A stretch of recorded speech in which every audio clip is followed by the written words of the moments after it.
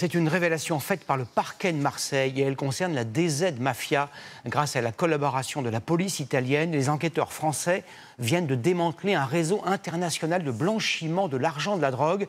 Les montagnes de billets amassés par les trafiquants sur les points de deal étaient convertis en lingots d'or, puis exportés, revendus pour effacer toute trace.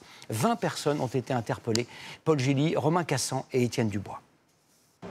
55 lingots d'or, un butin à près de 6 millions d'euros. Et en liquide, 2 400 000 euros.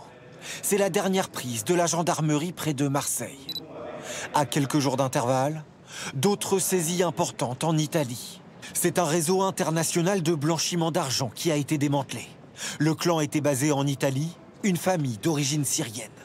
En moins d'un an, le réseau aurait blanchi 30 millions d'euros. Il travaillait pour le compte de trafiquants de drogue français à Paris, Lyon ou encore Marseille et blanchissait notamment l'argent de la DZ Mafia, un gang de narcocriminels. L'argent de ces réseaux était collecté toutes les semaines, puis transporté en Italie pour être échangé contre des lingots d'or et ainsi blanchi. Le butin était ensuite caché dans des faux planchers de voitures pour pouvoir quitter l'Union européenne en cachette et être revendus loin des contrôles.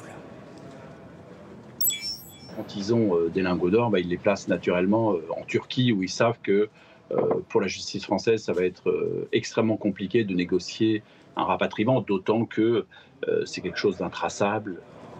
L'avocate d'un membre présumé de ce réseau nous le confie. Pour les trafiquants, l'or présente beaucoup d'avantages.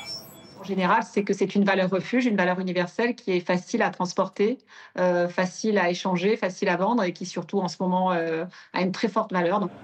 En plus des lingots et de l'argent liquide, 5 véhicules et des objets de luxe ont été saisis.